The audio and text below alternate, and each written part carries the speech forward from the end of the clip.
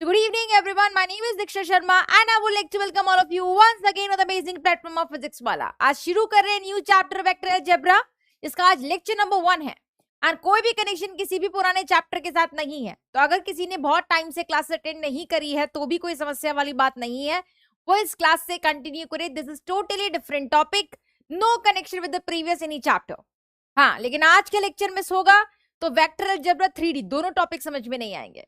Because vector algebra and 3 dimensional geometry को बेटा JEE में जब हम लोग पढ़ाते हैं या किसी भी कॉम्पिटिटिव पर्पज से हम पढ़ाते हैं तो एक साथ पढ़ाते हैं.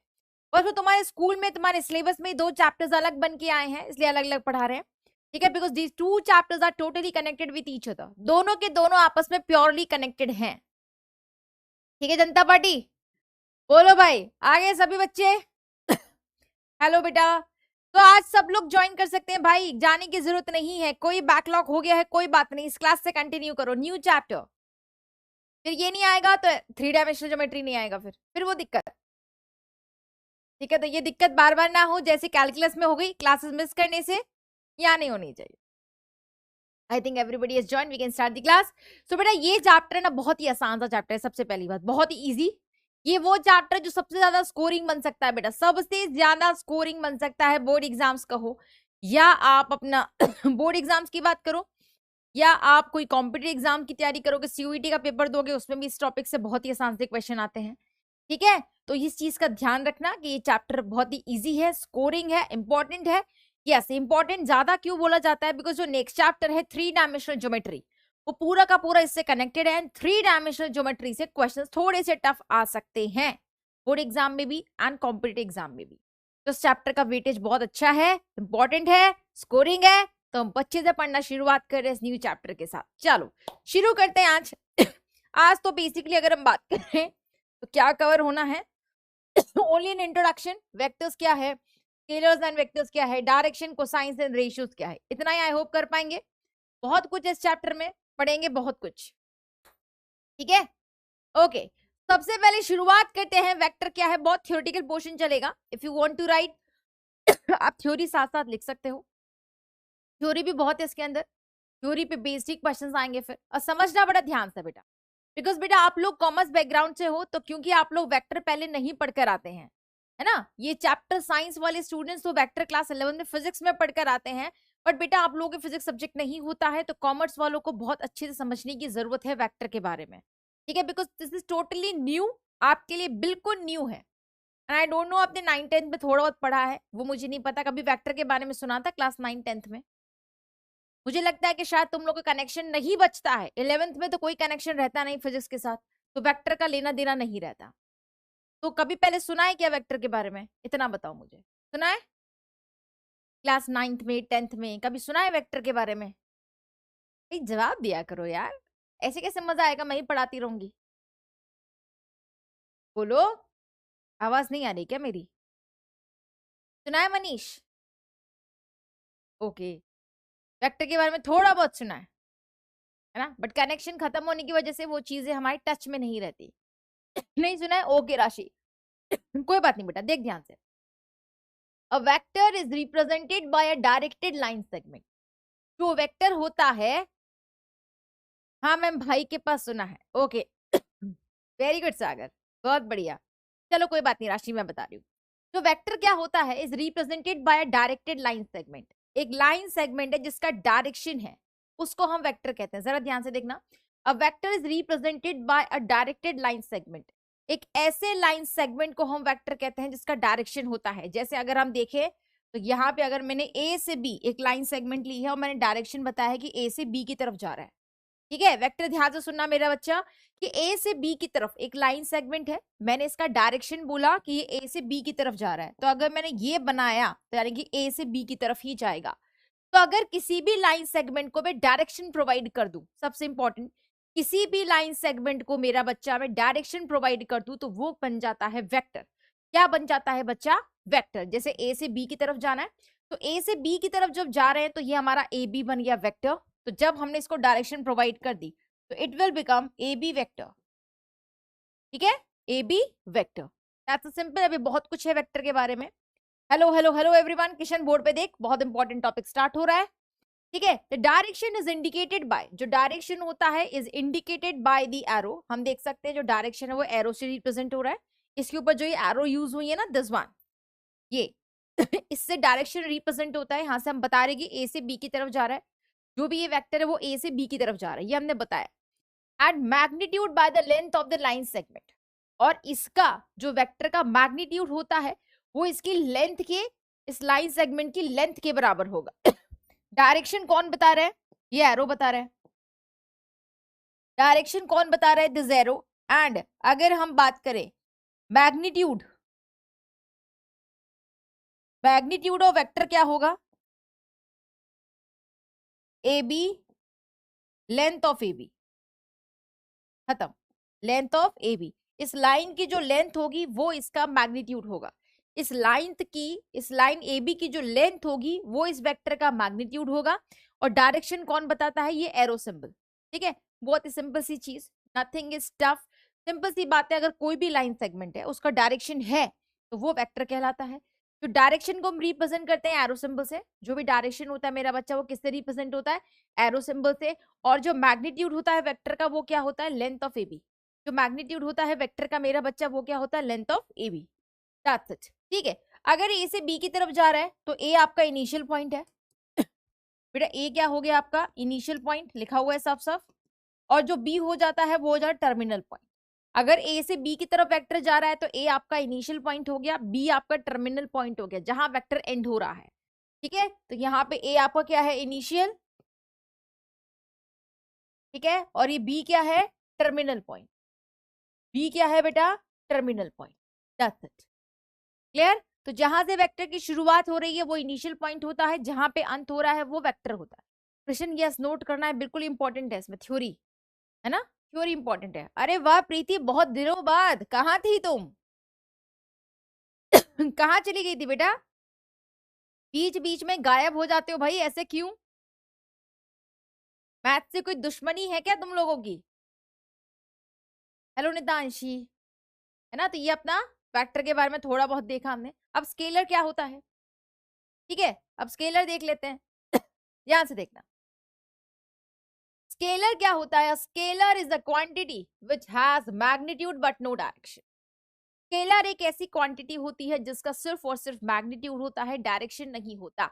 बहुत ध्यान से देखना, जो आपका स्केलर क्या होता है वो क्वांटिटी होती है जिसका सिर्फ और सिर्फ मैग्नीट्यूड होता है, डायरेक्शन नहीं होता।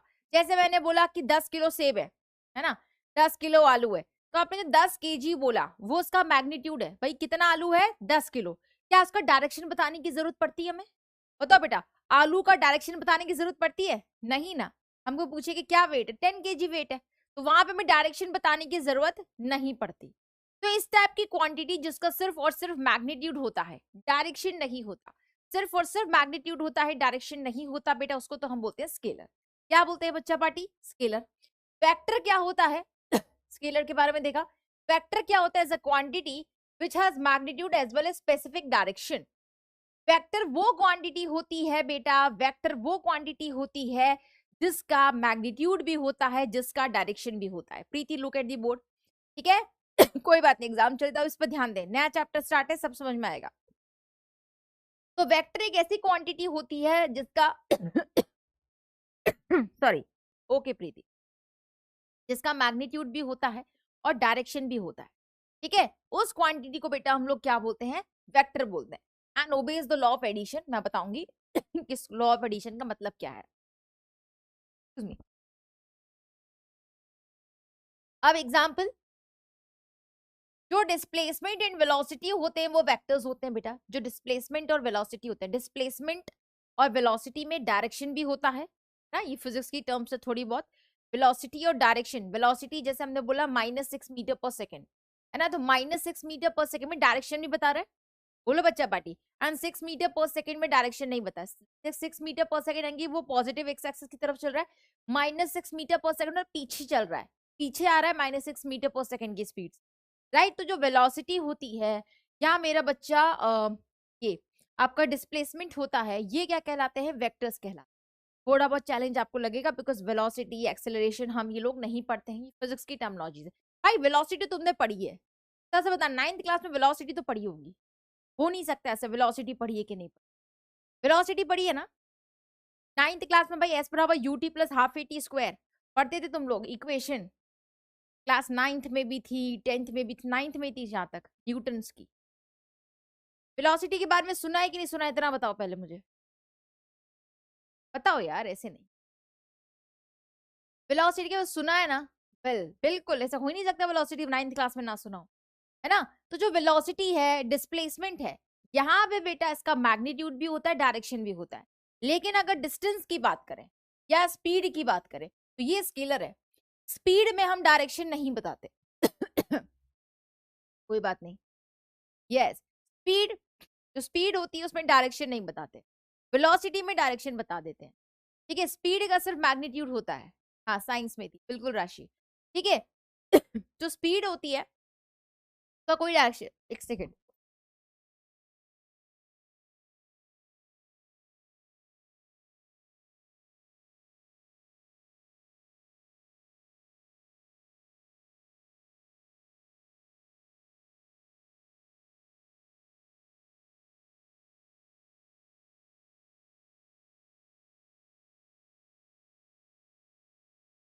सॉरी क्लास, कंटिन्यू करते हैं। तो स्पीड होता है, स्पीड और जो आपका डिस्टेंस होता है वो आपके स्केलर्स होते हैं, बिकॉज यहाँ पे आपको सिर्फ और सिर्फ मैग्नीट्यूड होता है, डिस्प्लेसमेंट एंड वेलोसिटी में वेक्टर्स होते हैं। ठीक है, यहाँ पे मैग्नीट्यूड भी होता है, डायरेक्शन भी होता है। ये हमें थोड़ा सा लर्न करना पड़ेगा, बिकॉज फिजिक्स पूरी नहीं पढ़ाई जा सकती है। ठीक है, क्लियर है? ओके, अब थोड़ा सा ना वेक्टर के बारे में जानकारी देती।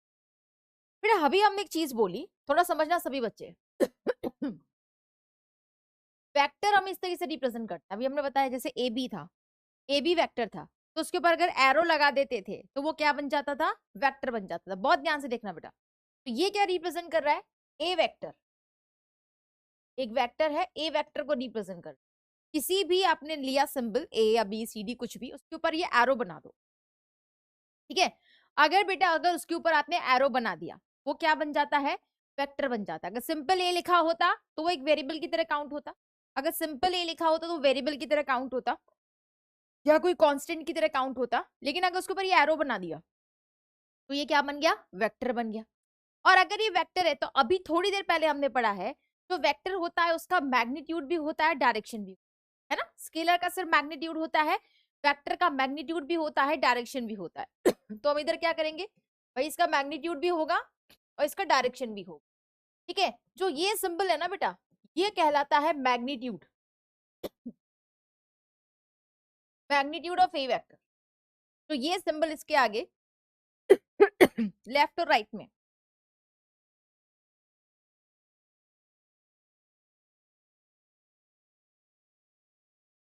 इसके लेफ्ट और राइट में जो लाइंस बनी हुई है, ठीक है, इसके लेफ्ट और राइट में जो लाइंस बनी हुई हैं उसको हम क्या बोलते हैं? Magnitude of A vector. क्या बोलते हैं? Magnitude of A vector. And बेटा जो ये सिंबल होता है,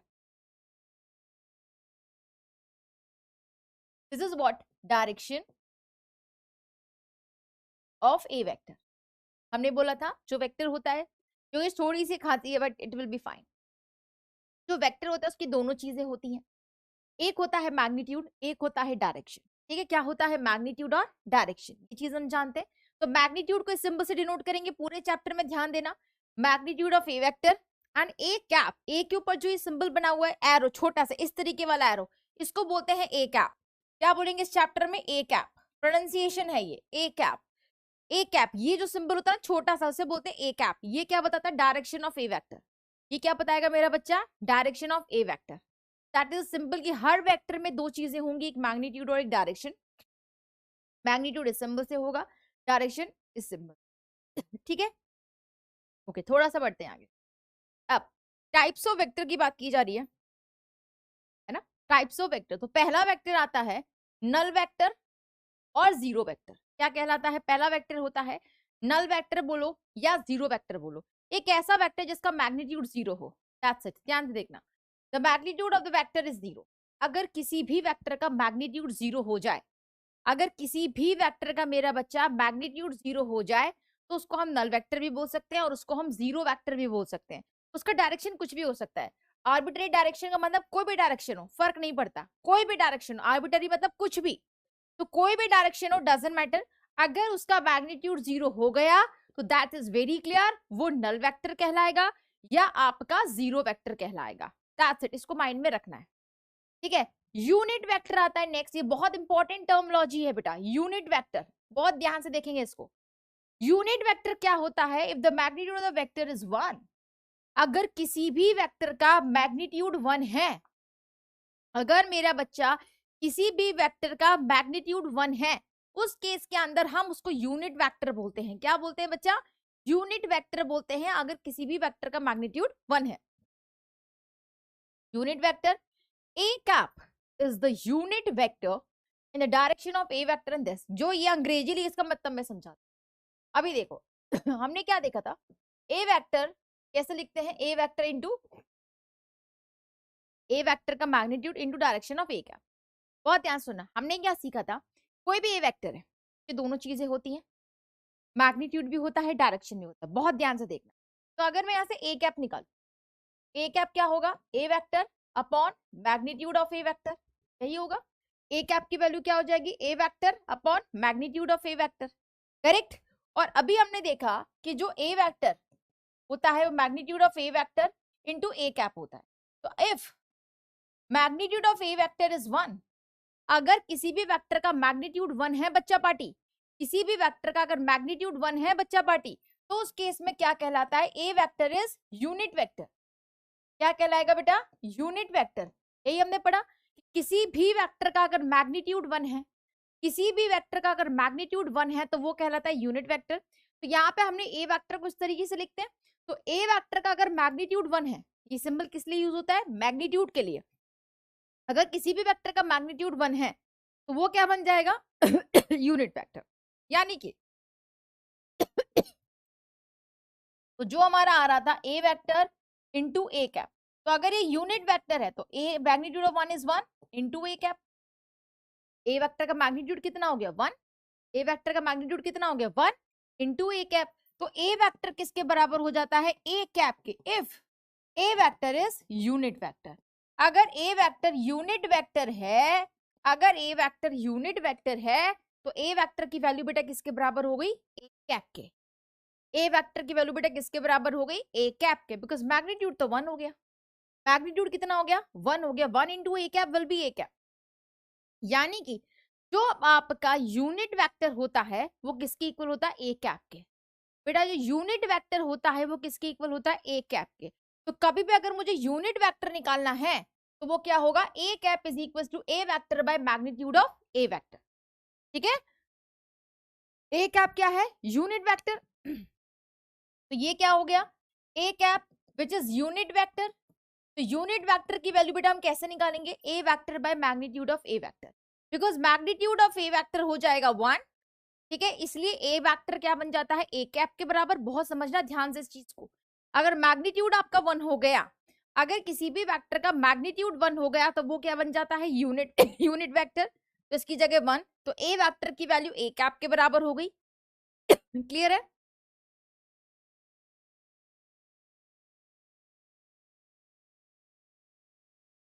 ठीक है, ए वेक्टर की वैल्यू किसके बराबर हो गई, ए कैप के। तो ये आपका यूनिट वेक्टर बन गया। यूनिट वेक्टर निकालने के लिए क्या करेंगे, A vector upon magnitude of A vector.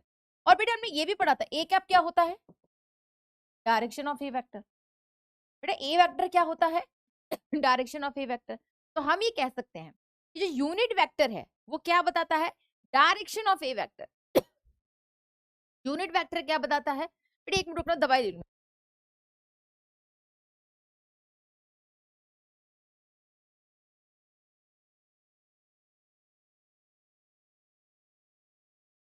Yes class, तो ए वेक्टर की वैल्यू ए कैप के बराबर हो जाएगी। ए वेक्टर की वैल्यू बेटे किसके बराबर हो गई, ए कैप के। तो जो आपका ए कैप होता है वो डायरेक्शन ऑफ ए वेक्टर बताता है। तो बेसिकली क्या मैं बोल सकती हूँ, जो यूनिट वेक्टर होता है, जो यूनिट वेक्टर होता है वो डायरेक्शन ऑफ ए वेक्टर बताता है। ध्यान से देखना, जो आपका यूनिट वेक्टर होता है, इंपॉर्टेंट नोट, ठीक है, यूनिट वेक्टर क्या बताता है, gives the direction of, gives the direction of A vector. ठीक है, जो यूनिट वेक्टर होता है वो डायरेक्शन बताता है। यूनिट वेक्टर क्या होता है? डायरेक्शन हमें बताता है। ठीक है, जो यूनिट वेक्टर होता है वो क्या बताता है? Direction of A vector. तो सिंपल सी यही बात बोली थी। अगर आपसे कोई क्वेश्चन पूछे कि डायरेक्शन बताइए, अगर आपसे कोई सवाल पूछता है find the direction of the vector, तो क्या निकाल दोगे? Unit vector. क्या निकाल दोगे? Unit vector. तो यूनिट वेक्टर होता है वो डायरेक्शन ऑफ ए वेक्टर देता है। सिंपल सी बात। ठीक है, तो यहां पे आपको यही चीज समझनी है। यूनिट वेक्टर की value A vector by magnitude of A vector. अगर यूनिट वेक्टर का मैग्नीट्यूड 1 तो ए वेक्टर बराबर ए कैप, यानी कि जो यूनिट वेक्टर होता है वो डायरेक्शन ऑफ देता है किसका? ए वेक्टर का। हाँ सा अगर अब कुछ बददुआएं लग जाती तो बेटा क्या करें? इसे क्वेश्चन की मतलब समझाओ। अगर आपसे कोई बोले find the direction of, find the direction of two, चलो अभी बताया जाएगा, तो क्वेश्चन कराऊंगी तब समझाऊंगी। ये चीज क्लियर है क्या? पहले ये बता दो। अभी तो मैं तुमको मैग्नीट्यूड निकालना नहीं सिखाया है, आन वेक्टर कैसे प्लस माइनस करते हैं भी समझ में आएगा। Basically point clear?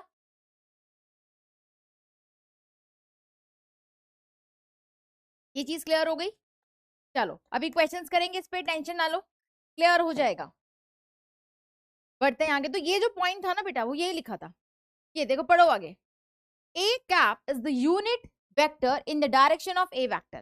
A cap क्या होता है? Unit vector in the direction of A vector. A vector के डायरेक्शन में यूनिट वेक्टर होता है और इसकी वैल्यू ऐसे निकालते हैं, A cap is equals to A vector by magnitude of A vector.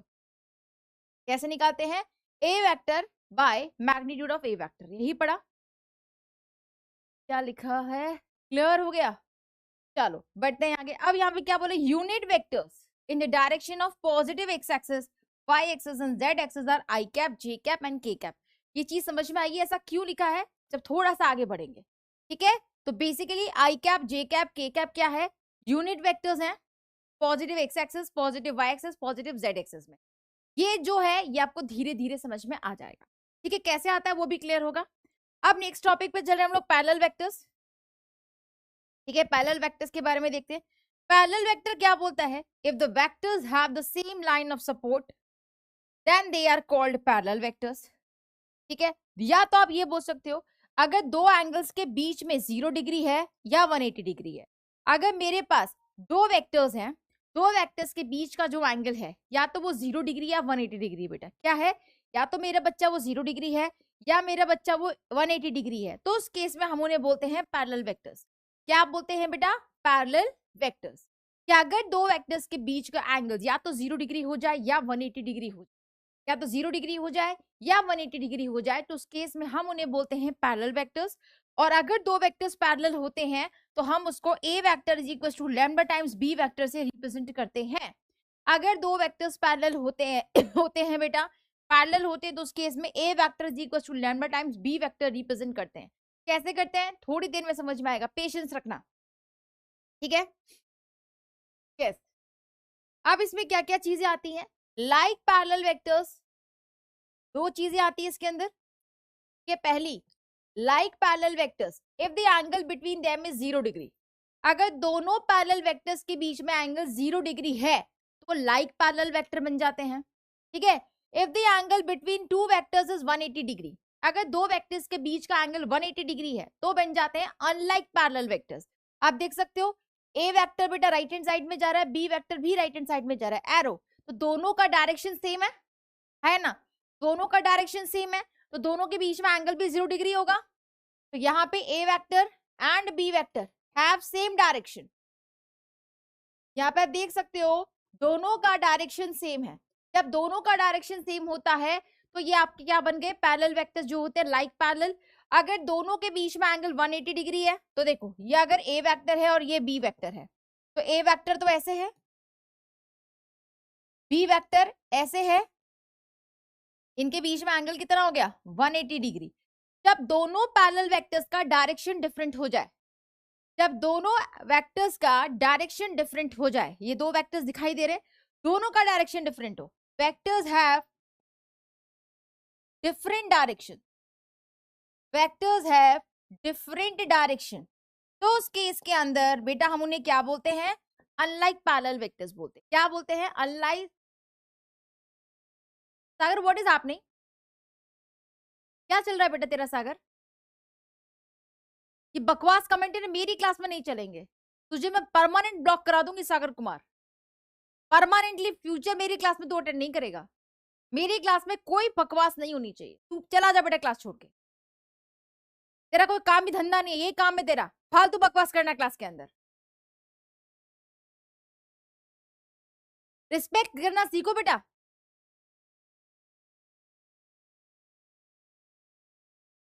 पढ़ ले चुपचाप। मेरी क्लास में इररिलेवेंट कमेंट आने नहीं चाहिए किसी के। ये बात ध्यान रख लेना कि अगर दो वेक्टर्स के बीच में एंगल 180 डिग्री होगा तो दोनों का डायरेक्शन डिफरेंट होगा। आप देख सकते हो दोनों का डायरेक्शन डिफरेंट है। ये राइट में है तो ये लेफ्ट की तरफ जा रहा है। उस केस के अंदर ये बन जाते हैं अनलाइक पैरेलल वेक्टर्स। अगर दोनों का डायरेक्शन सेम है यानी कि दोनों के बीच का एंगल 0 डिग्री है तो ये बन जाते हैं लाइक वेक्टर्स। क्या बन जाते हैं? Like parallel vectors. क्लियर है? सिंपल सा डेफिनेशन। नेक्स्ट, इक्वल वेक्टर्स क्या होते हैं वो देख लेते हैं। इक्वल वेक्टर्स, इक्वल वेक्टर्स क्या बोलता है बेटा? If the magnitude of like parallel vectors is same. भाई दो वेक्टर्स इक्वल कब कहलाएंगे? जब उन दोनों का मैग्नीट्यूड भी सेम होगा और डायरेक्शन भी सेम होगा। बहुत ध्यान से सुनना। दो वेक्टर्स कब इक्वल कहलाते हैं? जब उन दोनों का मैग्नीट्यूड भी सेम होगा, दोनों का डायरेक्शन भी सेम होगा। उस केस के अंदर हम इसको क्या बोल देते हैं? Equal vectors. Then they are called equal vectors. The magnitude and the direction of those vectors is same. दोनों का मैग्नीट्यूड डायरेक्शन दोनों सेम होना चाहिए। ठीक है? तो जैसे एग्जांपल देखो, ये ए वेक्टर है और ये बी वेक्टर है। बेटा दोनों का क्या डायरेक्शन सेम है? Yes, they are going towards right. दोनों का डायरेक्शन सेम है, ये दोनों इस तरफ जा रहे हैं राइट। और दोनों की लेंथ बराबर है। मैंने क्या बोला था? मैग्नीट्यूड क्या होता है? मैग्नीट्यूड ऑफ ए वेक्टर बराबर मैग्नीट्यूड ऑफ बी वेक्टर है, लेंथ के बराबर होता है। अगर ये 4 सेंटीमीटर है फॉर एग्जाम्पल तो ये भी 4 सेंटीमीटर है। तो आप देख सकते हो कि दोनों का मैग्नीट्यूड भी सेम है। मैग्नीट्यूड क्या होता है? लेंथ ऑफ लाइन सेगमेंट, है ना। मैग्नीट्यूड क्या होता था? उस वेक्टर का जो लेंथ है उसके बराबर। तो दोनों का मैग्नीट्यूड बराबर है बेटा, दोनों का लेंथ बराबर है, दोनों का डायरेक्शन सेम है, तो उस केस में वो कहलाते हैं इक्वल वेक्टर्स। क्या कहलाते हैं बेटा? Equal vectors. ठीक। फिर उसने बोला कोलिनियर वेक्टर्स। कोलिनियर वेक्टर्स क्या बोलते हैं? Which are parallel to the same vectors. Collinear vectors क्या बोलते हैं? कि वो दो या तीन वेक्टर जो सेम वेक्टर के पैरेलल है। Yes Preeti, vectors which are parallel to the same vector. किसी सेम वेक्टर के अगर पैरेलल है कोई वेक्टर, या तो उनका इनिशियल पॉइंट या टर्मिनल पॉइंट कॉमन हो जाए, या इनिशियल पॉइंट या टर्मिनल पॉइंट कॉमन हो जाए, तो वो कोलिनियर वेक्टर्स कहलाते हैं।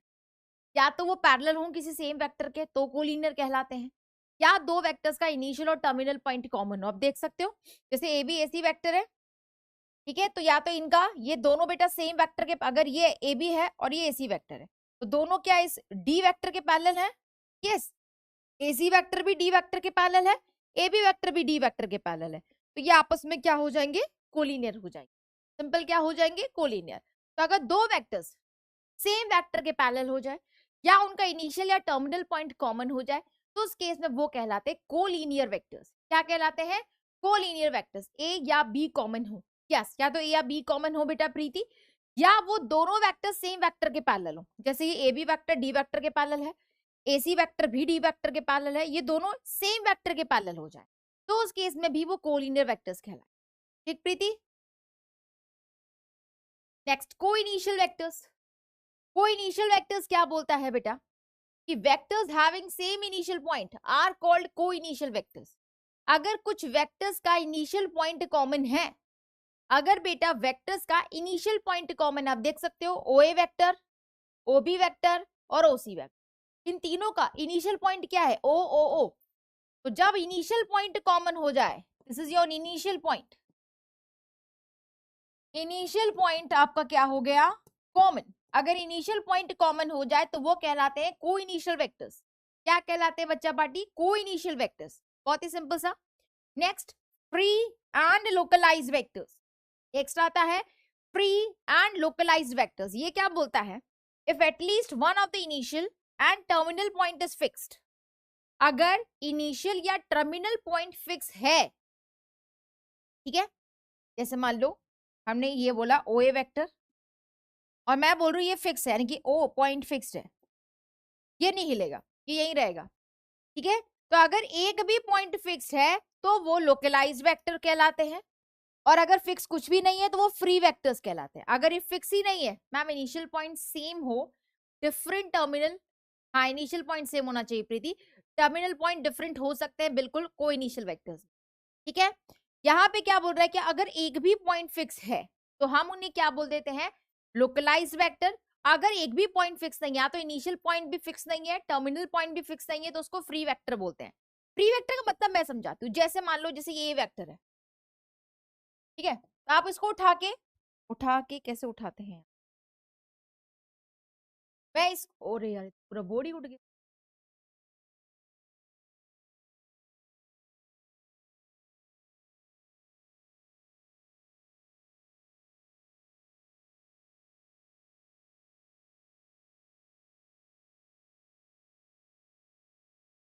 ये कैसे मूव, पता नहीं।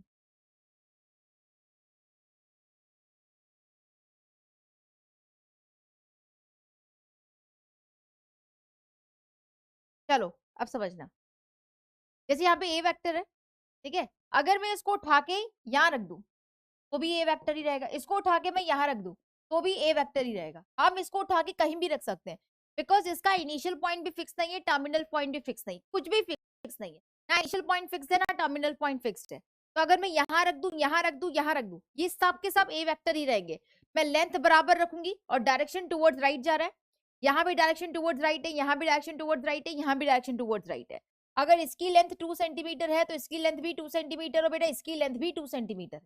तो जो आपका फिक्स्ड वेक्टर होता है उस केस में, तो एक अगर कोई पॉइंट फिक्स हो गया, जैसे मैंने बोला ये पॉइंट फिक्स है, तो अब मैं इस वेक्टर को उठा नहीं सकती, ये यही रहेगा, तो ये लोकलाइज वेक्टर हो गया।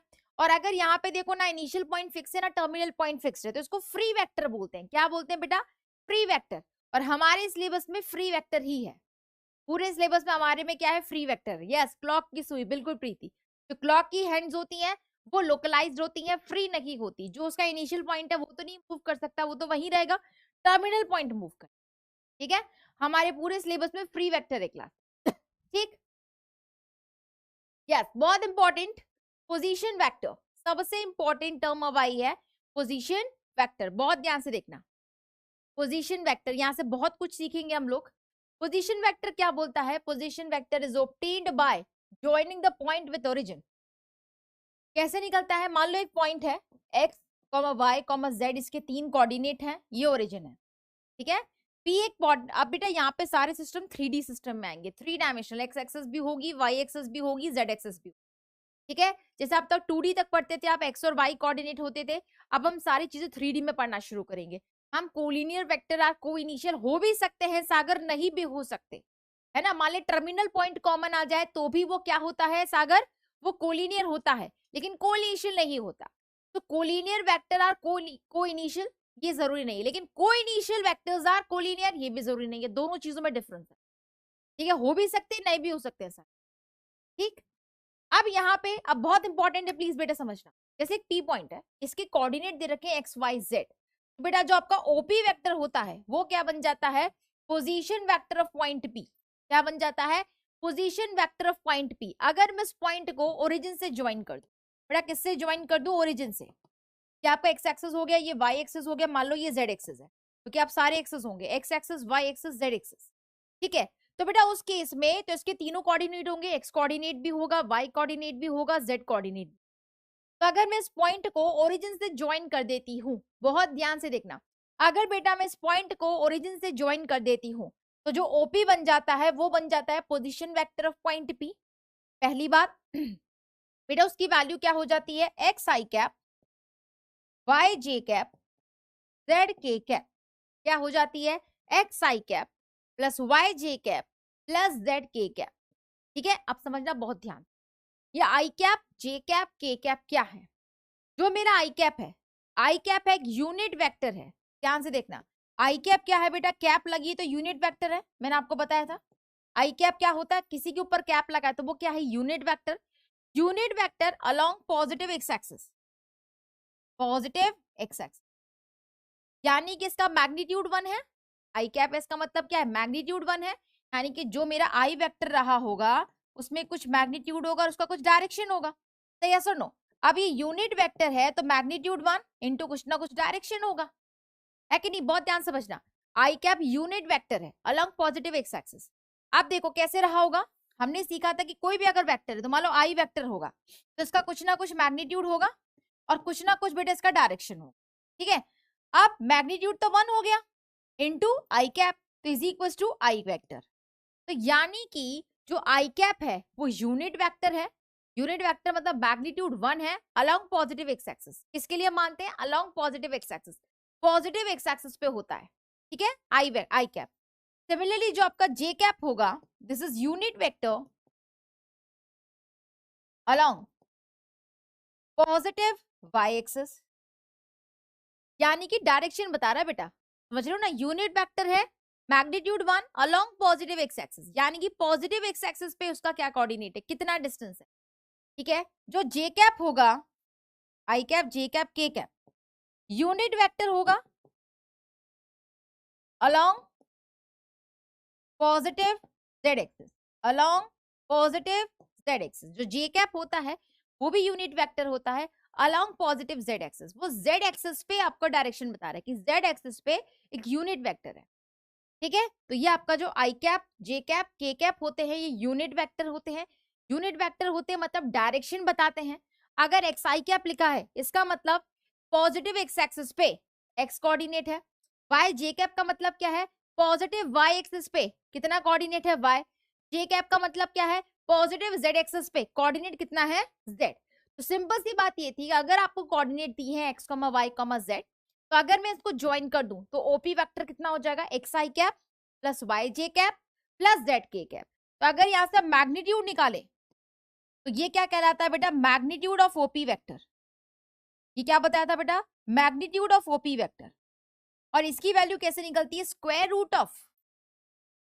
ऑफ एक्स कोऑर्डिनेट यानी कि एक्स का स्क्वायर, वाई कोऑर्डिनेट वाई का स्क्वायर, जेड कोऑर्डिनेट जेड का स्क्वायर। तो अगर मुझे मैग्नीट्यूड निकालना है ओपी वेक्टर का, अगर बेटा मुझे मैग्नीट्यूड निकालना है ओपी वेक्टर का, तो it will become under root of x square plus Y square plus Z square. ये इसकी वैल्यू हो जाती है, ठीक है। सिंपल सी बात है, अगर आपको कभी भी कोई पॉइंट दे रखा है तो उसका पोजीशन वेक्टर क्या होगा? ओ से ज्वाइन कर दो ओपी वेक्टर। तो सिंपल से एग्जांपल, ठीक है, जैसे एक पॉइंट पी है, कोऑर्डिनेट है थ्रू 3,4। तो अगर मैं बोलती हूँ ओपी वेक्टर क्या है, यानी कि position vector of point P, position vector of point P, इसकी वैल्यू किसके इक्वल हो जाएगी? ओपी वेक्टर क्लास किसके बराबर हो जाएगा? 2। एक्स कोऑर्डिनेट कितना है? 2। एक्स कोऑर्डिनेट 2 है, यानी कि एक्स एक्सिस पे, पॉजिटिव एक्स एक्सिस पे वो कितना मूवमेंट किया है उसने? 2 बड़ा होगा। पॉजिटिव एक्स एक्सिस पे चला कितना चला है? 2 डिस्टेंस तक चला है। और पॉजिटिव एक्स एक्सिस में डायरेक्शन क्या हो जाएगा? 2 I cap 3 J cap plus 4 K cap. तो जो आपका ओपी वेक्टर हो गया, this will become 2 I cap plus 3 J cap plus 4 K cap.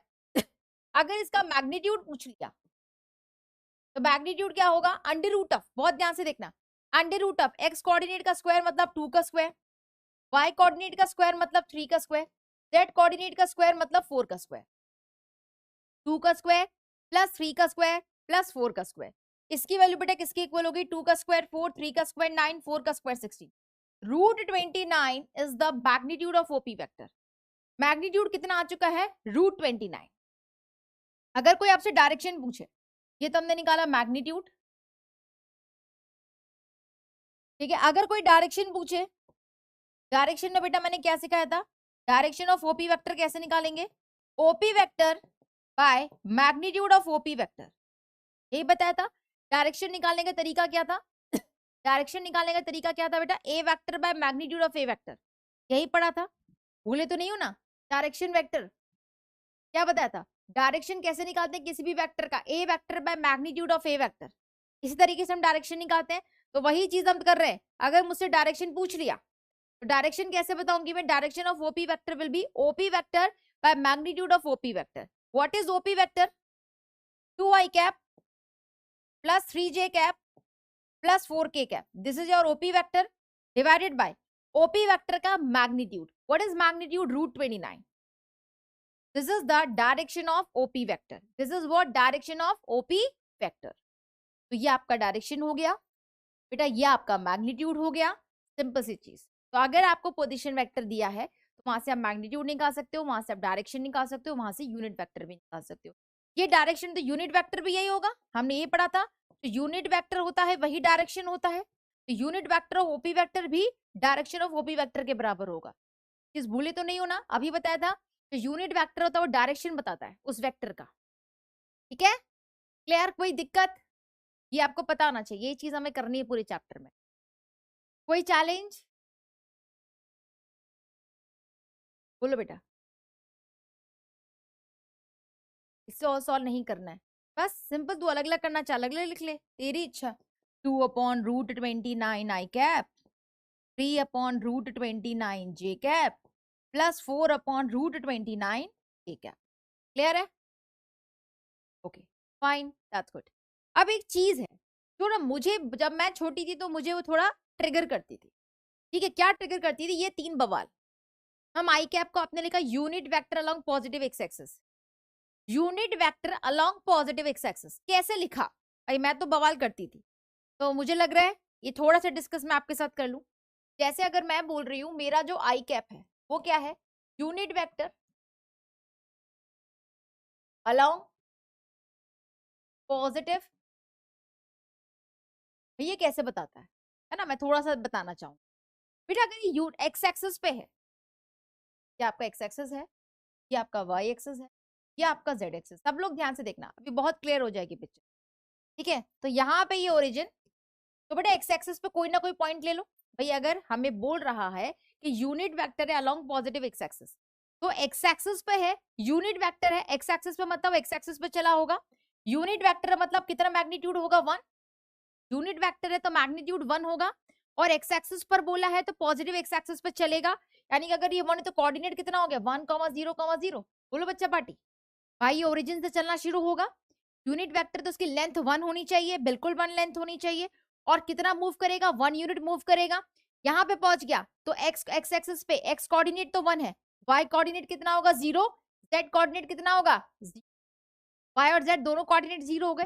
तो अगर मैं इस वेक्टर की बात करूं, फॉर एग्जांपल ये वेक्टर है, तो ये वेक्टर कितना हो जाएगा? आई कैप 1 आई कैप 0 जे कैप 0 के कैप, यही हो गया ए वेक्टर। एंड ए वेक्टर मेरा कितना है? 1 आई कैप प्लस 0 जे कैप प्लस 0 के कैप, यानी कि ए वेक्टर कितना हो गया? 1 इंटू आई कैप, सिर्फ आई कैप बच गया, 0 0 तो खत्म, 0 0 तो खत्म। तो जो मेरा ए वेक्टर है जो मैं निकाल रही हूँ, this is I cap. I cap है, यूनिट वेक्टर है, बिल्कुल दिखाई दे रहा है यूनिट वेक्टर है, अलोंग पॉजिटिव एक्स एक्सिस है, बिल्कुल दिखाई दे रहा है। तो ये लैंग्वेज अब समझ में आ गई होगी, unit vector along positive X axis. Positive X axis पे 1 सेंटीमीटर चला है, that's it. Positive X axis पे 1 सेंटीमीटर चला है, that's why I cap is the unit vector along positive X axis. ये चीज समझ में आ गई? अगर यही चीज हम y के लिए देखें, y एक्सिस पे तो उधर चला होगा, 1 यूनिट चला होगा, यहाँ पहुंचा, x कोऑर्डिनेट 0, y कोऑर्डिनेट 1 रहा होगा, z कोऑर्डिनेट 0 रहा होगा, ठीक है। बिकॉज अगर y एक्सिस पे तो x coordinate 0, z coordinate 0, correct. अगर ये मान लो ये b वेक्टर है, तो b वेक्टर कितना होगा?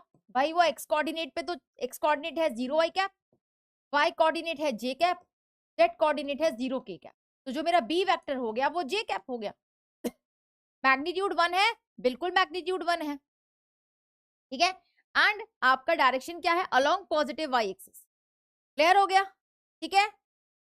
सिमिलरली यहाँ पे भी चला होगा, यहाँ पे 1 तक गाड़ी दौड़ी, तो x coordinate 0, y coordinate 0, z coordinate 1, इसको मैंने सी वेक्टर बना दिया। तो जो मेरा सी वेक्टर हो जाएगा वो 0 वाई कैप, 0 जे कैप, 0 के कैप हो गया। सी वेक्टर कितना हो गया बेटा? 0 के कैप नहीं, 1 के कैप। ये कितना हो गया? के कैप के बराबर। यानी कि हम z एक्सिस पे 1 यूनिट चले हैं, 1 यूनिट चले हैं अलोंग पॉजिटिव z एक्सिस, ठीक है। बहुत बढ़िया, ये चीजें क्लियर हुई क्या? ये चीजें क्लियर हो गई। तो बस ये आपको क्लियर है कि I cap unit vector along positive X axis, J cap क्या होता है? यूनिट वेक्टर होता है along positive Y axis, K cap क्या होता है? Unit vector along positive Z axis. यही चीज मैं बोल रही थी जो हमने यहाँ पे मैंने कहा था थोड़ी देर में समझ में आएगा इस लाइन का मतलब, जो मैंने उस वक्त स्किप किया था। ये पढ़ो line, unit vectors in the direction of positive x-axis y axis and z axis are i cap, j cap and k cap. ये बोला था मैंने कि इसको बाद में समझेंगे। यूनिट वेक्टर्स किस किस की डायरेक्शन में, positive x axis, positive y axis, positive z axis, इनकी डायरेक्शन में यूनिट वेक्टर्स क्या होते हैं, i cap, j cap, k cap. ये समझना बहुत इंपॉर्टेंट है। उस इनका खेल अभी खेलने बाकी है, बहुत सारे खेल हैं। ठीक, ये अपना मामला सेटलमेंट हो गया। आई थिंक ये चीज क्लियर हो गई सभी को, अब तो कोई दिक्कत नहीं रहेगी। तो आई कैप क्या है भाई, यूनिट वेक्टर है, डायरेक्शन बता रहा है, दैट्स इट। एक्स एक्सिस पे कितना चला ये आई कैप बताएगा, जे कैप क्या बताएगा, वाई एक्सिस पे कितना चला, जेड एक्सिस पे कितना चला कौन बताएगा, के कैप बताएगा, दैट्स इट। अगर 2 आई कैप लिखा है मतलब एक्स एक्सिस पे 2 सेंटीमीटर चला है, 2 यूनिट चला है। 3 जे कैप लिखा है इसका मतलब वाई एक्सिस पे 3 यूनिट चला है। 4 के कैप लिखा है इसका मतलब जेड एक्सिस पे 4 यूनिट चला। समझ गए क्या, क्लियर है ये चीज? ओके, बहुत इंपॉर्टेंट टॉपिक आता है अब, डायरेक्शन, कोसाइंस एंड डायरेक्शन। इसको मैं थोड़ा सा हम समझेंगे आराम से, बड़ा इंपॉर्टेंट टॉपिक, इसको समझना ध्यान से। Direction ratios and direction cosines, everyone please pay attention, ठीक है। ये आपका एक्स एक्सिस, ये आपका वाई एक्सिस और ये आपका जेड एक्सिस, बहुत ध्यान से देखो, ठीक है। This is your origin point O, ये आपका ओरिजिन पॉइंट ओ है, ठीक है। एक पी पॉइंट है, कि कोऑर्डिनेट है x, y, z, ठीक है, x, y, z। हम आई कैप, जे कैप, के कैप के अलावा कोई और वेरिएबल नहीं ले सकते, नहीं सागर, ये स्टैंडर्ड वेरिएबल्स लिए गए हैं, आप दूसरा वेरिएबल नहीं ले सकते, ठीक है। ये स्टैंडर्ड वेरिएबल है आपके हर स्टैंडर्ड बुक में, स्टैंडर्ड हमको यही लेने हैं, ठीक बच्चा।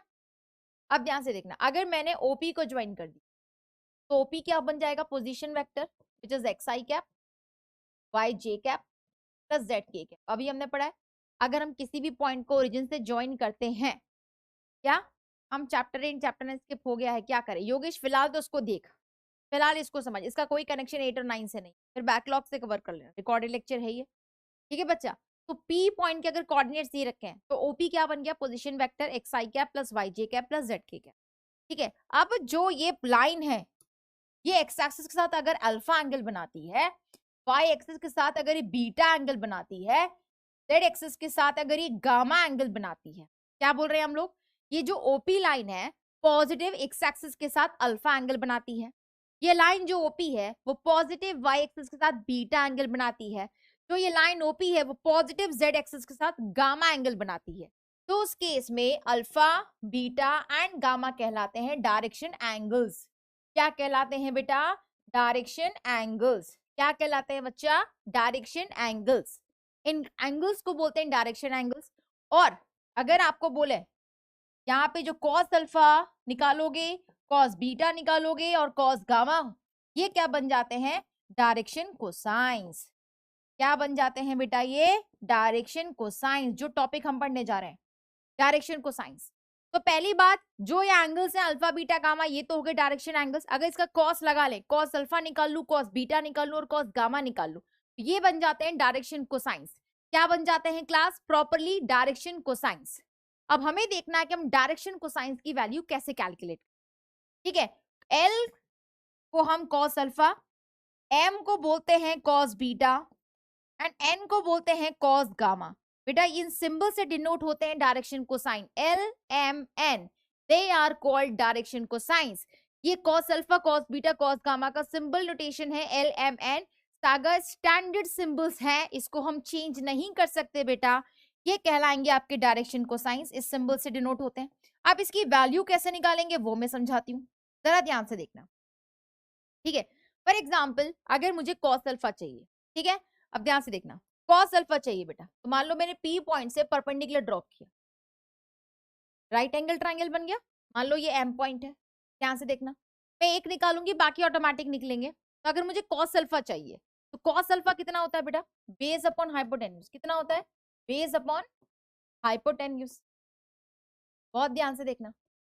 तो अगर मैं कॉस अल्फा की बात करूं तो what is base, O M, base कितना है ओ एम, हाइपोटेन्यूज कितना है ओपी, बेटा बेस कितना है ओ एम, हाइपोटेन्यूज कितना है ओपी, ठीक है। Cos alpha beta O M की वैल्यू किसके बराबर होगी, एक्स कोऑर्डिनेट के, भाई ओ एम की वैल्यू क्या होगी, एक्स कोऑर्डिनेट के बराबर। What is X coordinate, x, ये डिस्टेंस क्या होता है एक्स कोऑर्डिनेट, ये डिस्टेंस कितना होता है वाई कोऑर्डिनेट, कितना बाहर है वो जेड कोऑर्डिनेट, यही पढ़ा था हम लोगों ने। तो ये डिस्टेंस एक्स कोऑर्डिनेट के बराबर होगा। What is X coordinate, x, यानी कि ओ एम तो एक्स हो गया बिकॉज ये एक्स है आपका, एंड अपॉन ओपी, ओपी क्या है, लेंथ ऑफ ओपी की बात कर रहा है, एंड लेंथ ऑफ ओपी कितना होता है, मैग्नीट्यूड ऑफ ओपी वेक्टर।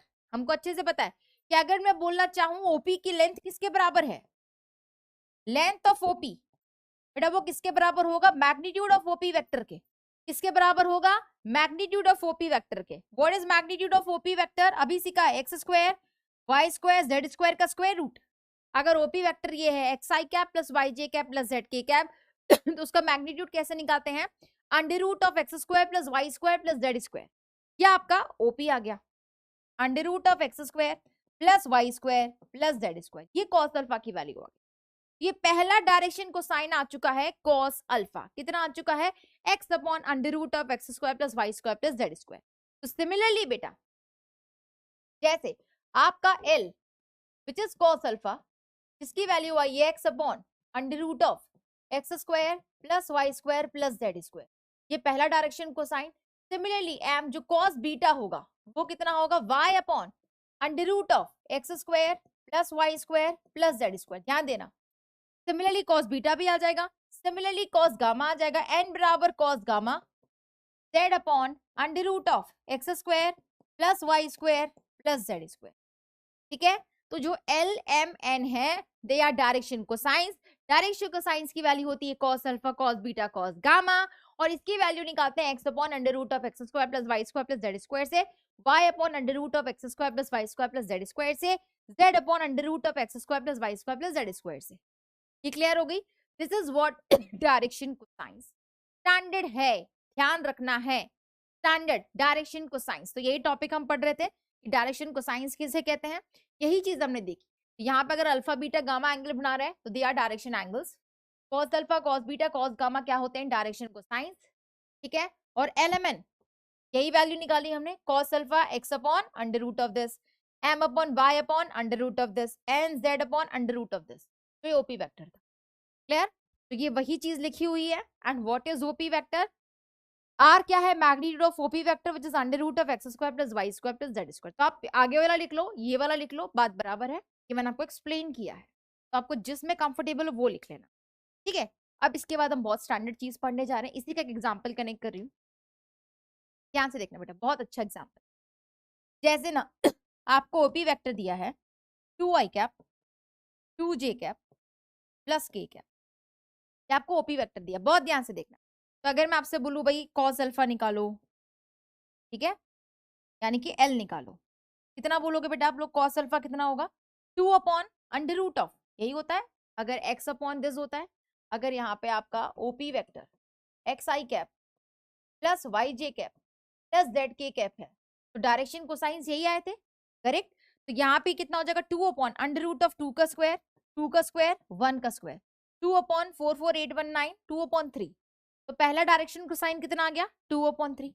दूसरा निकालना है एम, बेटा एम कितना आ जाएगा, कॉस बीटा, कॉस बीटा होता है वाई अपॉन आर, तो वाई कितना है बेटा यहाँ पे 2 अपॉन 3, फिर यहाँ पे एन भी निकालेंगे विच इज कॉस गामा, वो कितना आएगा बेटा x coord z coordinate 1 upon 3, देख लो ध्यान से इसी फॉर्मूले से, ये हो जाएगा 2 अपॉन 3, एम भी हो जाएगा 2 अपॉन 3, कॉस गामा हो जाएगा 1 अपॉन 3, किस फॉर्मूले से निकाला, इन तीनों फॉर्मूले से, क्लियर। तो ये मेरे ओपी वेक्टर के क्या आ गए, डायरेक्शन कोसाइन, ये सारे के सारे कितने आ चुके हैं, डायरेक्शन कोसाइंस आ गए। मैम लाइफ में इसका यूज कहाँ है, फिलहाल तो प्रीति क्वेश्चन समझ लेते हैं, कहीं यूज नहीं है, देख ले, ठीक है। तो यहाँ पे बेटा मेरे पास जो ओपी वेक्टर था वो कितना आ गया, अब देखना बेटा बहुत ध्यान से, मजेदार चीज बताने वाली हूँ, 2i cap 2j cap plus k cap, right. तो यहाँ पे अगर मैं इसका यूनिट वेक्टर निकालूं तो यूनिट वेक्टर कितना होगा, OP vector by magnitude of OP vector, बेटा यूनिट वेक्टर कितना होगा, OP vector by magnitude of OP vector. What is OP vector, 2i cap 2j cap plus k cap, what is magnitude of OP vector, under root of 2 square plus 2 square plus 1 square, this will become 2i cap 2j cap plus k cap, 2 2 4 4 plus 4 8 8 plus 1 9 root 9 is 3, so it will become 2/3 i cap, 2/3 j cap, 1/3 k cap. सही है क्या? Unit vector निकल गया हमारा। Unit vector कितना है? 2/3 i cap plus 2/3 j cap plus 1/3 k cap. And बेटा आप देखो 2/3 क्या था? कॉस अल्फा, 2/3 क्या था? कॉस बीटा, एंड 1/3 क्या था? Cos gamma. बहुत ध्यान से। तो बेटा क्या मैं इसको ये लिख सकती हूँ? It will become cos alpha I cap, cos beta J cap, cos gamma के कैप। ध्यान से देखो, ये कॉस अल्फा है, ये कॉस बीटा है, ये कॉस गामा है, जो अभी निकाला था। लिख सकती हूँ। यहां से बेटा मेरे पास कितना आ गया? जो ये ओपी कैप निकाला मैंने वो आ गया कॉस अल्फा आई कैप, कॉस बीटा के कैप, कॉस गामा के कैप। बोलो क्लास, यही आ गया जो मेरा ये ओपी वेक्टर आया है। ओपी कैप कितना आ गया? कॉस अल्फा आई कैप प्लस कॉस बीटा जे कैप प्लस कॉस गामा के कैप। यही हमारा। और अगर ये यूनिट वेक्टर है, अभी हमने देखा क्योंकि ये यूनिट वेक्टर है तो इसका मैग्नीट्यूड क्या होना चाहिए? 1 होना चाहिए। क्या होना चाहिए? 1 होना चाहिए। मैग्नीट्यूड कैसे निकलता है भाई? Under root of x coordinate का square. What is X coordinate? Cos alpha का स्क्वायर प्लस वाई कोऑर्डिनेट कितना है? Cos beta. जेड कोऑर्डिनेट कितना है? Cos gamma. बिल्कुल 1 के बराबर। क्योंकि इसका मैग्नीट्यूड 1 होगा तो मैग्नीट्यूड कैसे निकालते हैं बेटा? Under root of x coordinate का स्क्वायर कॉस अल्फा का स्क्वायर, अनके प्लस वाई कोऑर्डिनेट का स्क्वायर कॉस बीटा का स्क्वायर, प्लस जेड कोऑर्डिनेट का स्क्वायर मतलब कॉस गामा का स्क्वायर। तो मेरे पास जो वैल्यू आ गई, this is cos square alpha plus cos square beta plus cos square gamma की वैल्यू बेटा किसके इक्वल आ गई? 1 के। अब हम दोनों तरफ स्क्वायर कर दें तो अंडर रूट खत्म। Squaring both sides, cos square alpha cos square beta cos square gamma is equals to 1. This is the standard result which I was looking for. ये वो स्टैंडर्ड रिजल्ट आ चुका है जिसकी मैं तलाश कर रही थी। cos square alpha plus cos square beta plus cos square gamma is equals to 1. Clear? ये रिजल्ट याद रखना है। cos square alpha plus cos square beta plus cos square gamma 1 के बराबर होता है, जहां पर cos alpha cos beta cos gamma direction cosines है। क्या है? cos alpha cos beta cos gamma बेटा डायरेक्शन कोसाइंस है। डायरेक्शन कोसाइंस के स्क्वायर का सम 1 के बराबर होता है। याद रहेगी चीज? तो यहां से हमने 2-3 चीजें सीखी है। पहली कि cos square alpha plus cos square beta plus cos square gamma equals to 1। तो यहां से हम बोल सकते हैं L square plus M square plus N square is equals to 1। याद है ना? L11 क्या था? स्टैंडर्ड सिंबल है Sagar. L11 are cos alpha cos beta cos gamma, they are direction cosines. क्या है यहाँ पे? ये direction cosines. L M and N they are what? Direction cosines. ठीक है। सेकेंड रिजल्ट यहीं से क्या मिलेगा? ये बोल रहा है cos square alpha plus cos square beta plus cos square gamma अगर बेटा 1 के बराबर है, बेटा cos स्क्वायर अल्फा की जगह क्या लिख सकते हैं बच्चा? 1 minus sine square alpha. cos square beta की जगह 1 minus sine square beta, cos square gamma की जगह 1 minus sine square gamma equals to 1। तो बेटा ये कितना हो गया? 1 प्लस 1 प्लस 1 इज 3, प्लस 1 इधर आएगा -1, ये सब राइट में पॉजिटिव बन जाएगा। Sign square alpha sign square beta sine square gamma. ठीक है। तो यहां से हमारे पास दूसरा क्या इंपॉर्टेंट रिजल्ट आ चुका है class? Sine square alpha plus sine square beta plus sine square gamma is equals to 2। This is the second result. तो ये पहला result cos square alpha plus cos square gamma which is equals to 1। दूसरा result sine square alpha plus sine square beta plus sine square gamma which is 2। Clear? ये दो important result है जो tips पे याद रखने हैं। ठीक है, ये रिजल्ट्स याद रखने हैं। अभी तक का डेरिवेशन नहीं समझ में आया कोई दिक्कत नहीं है, हमें बस फॉर्मूलाज याद रखने हैं। दूसरा थर्ड पॉइंट बताती जाती हूँ, एक ही जगह लिखती जाती हूँ। इफ ए वेक्टर कुछ दिया हुआ है x i cap y j cap z k cap, तो उस केस में L which is cos alpha होता है x upon under root of x square plus Y square plus Z square. Similarly y M is equal to cos beta will be y upon under root of x square plus y square plus z square. फिर n is equals to cos gamma is equals to z upon under root of x square plus y square plus z square. ये बेटा हमारे क्या आ गए, direction cosines आ गए. Ma'am हमने cos ही किया, सेक में भी हाइपोटेनस एंड बेस है. सागर वर्ड क्या है, डायरेक्शन कोसाइंस. लैंग्वेज पढ़ना, डायरेक्शन कोसाइंस. डायरेक्शन किसके, कोसाइंस के डायरेक्शन. तो कोसाइन क्या होता है, कॉस थीटा होता है बेटा. कोसाइंस का रिप्रेजेंट करता है कॉस, ना कि सेक. ओके सागर, तो ये आपके क्या होते हैं, डायरेक्शन कोसाइन. एलएमएन की वैल्यू इस तरीके से निकालनी, बिकॉज क्वेश्चन है आपके, इसलिए मैंने बता दिया आपको. ठीक है, इस तरीके के सवाल हैं आपके में, ध्यान रहेगा. क्लियर है चीज, एक जगह स्टैंडर्डाइज चीज ये याद रखना है कि अगर एक पोजीशन वेक्टर दिया है तो डायरेक्शन कोसाइंस कैसे निकलते हैं, क्या रिलेशन होता है, किस तरीके से चीज. क्लियर, कोई दिक्कत अभी इसमें किसी बच्चे को. यहाँ पे हमने ऐसी डायरेक्शन कोसाइंस निकाले थे, ये क्या थे, डायरेक्शन कोसाइंस थे हमारे, यहीं से हमें रिलेशन मिला. ठीक, आई होप ये पॉइंट्स आपको क्लियर हो गए. ओके, यहाँ पे ये क्या है, डायरेक्शन.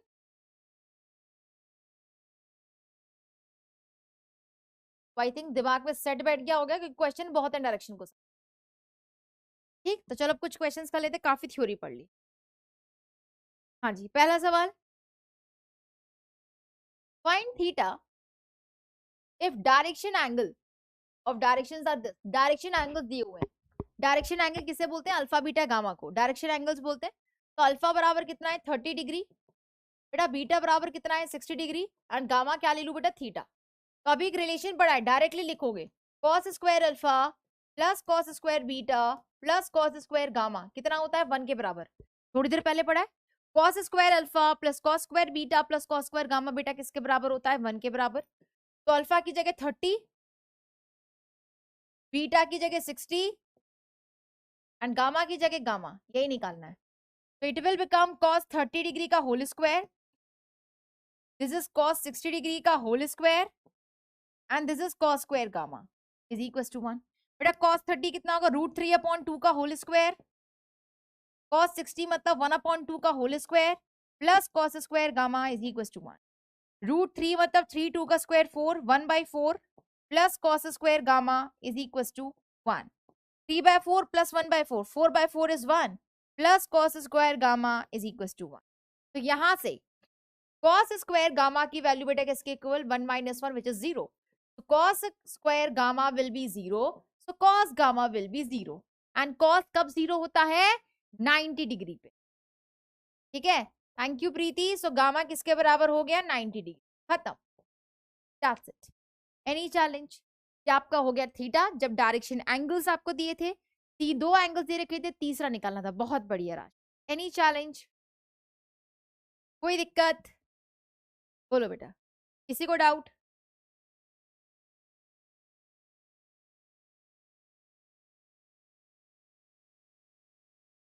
क्लियर है, बढ़ू आगे,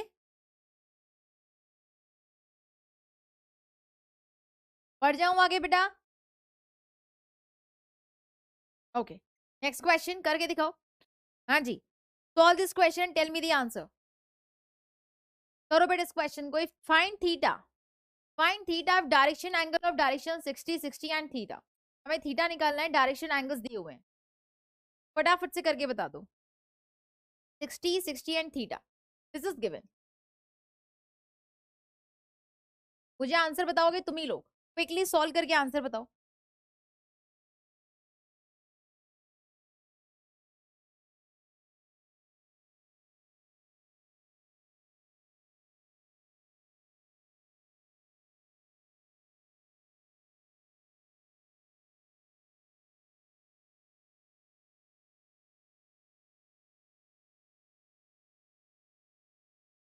yes, answer, I am waiting for the answer class. चलो प्रीति ने आंसर दे दिया है. Let's solve. Cos square alpha, बस यही रिलेशन लिखना है सीधे सीधे. Cos square alpha cos square beta plus cos square gamma किसके इक्वल होता है, 1 के. तो कॉस 60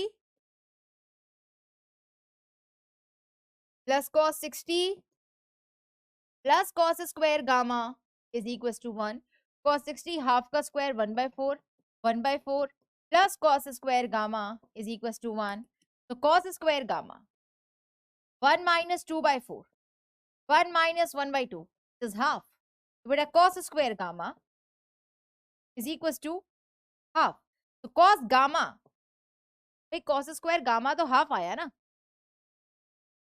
भाई cos 60 हाफ का square 1/4, 1/4 which is 2/4 which is half, 1 minus half is equals to half, so cos square gamma half है। सागर क्यों π/3, मेरा तो नहीं आ रहा, तो cos स्क्वायर गामा हाफ है, तो cos गामा कितना हो जाएगा, प्लस माइनस 1/√2, कितना हो जाएगा cos गामा, भाई प्लस माइनस 1/√2 है कि नहीं, तो अल्फा कितना हो जाएगा, दो एंगल्स पॉसिबल होंगे, cos इनवर्स 1/√2, दूसरा cos इनवर्स माइनस 1/√2, तो ये तो हो गया π/4 और ये हो गया 3π/4, दो एंगल्स निकालने तो आते हैं ना, पाई माइनस π/4, ठीक है, तो ये π/4 3π/4 दो एंगल पॉसिबल होंगे, समझ में आ गया, दो एंगल पॉसिबल होंगे बेटा, π/3 नहीं होंगे Preeti and Sagar. I hope this point is clear. आपने इस हाफ को देखे सीधे 60 कह दिया, that is cos square gamma, बेटा किसकी वैल्यू थी, cos स्क्वायर गामा की वैल्यू हाफ थी, ठीक है, क्लियर हो गई ये चीज, ओके फाइन। अब एक इंपॉर्टेंट नोट, बहुत इंपॉर्टेंट नोट है ये, ध्यान से देखना कि अगर alpha plus beta less than π/2 होता है, अगर alpha plus beta less than π/2 होगा तो उस केस में गामा पॉसिबल ही नहीं होगा।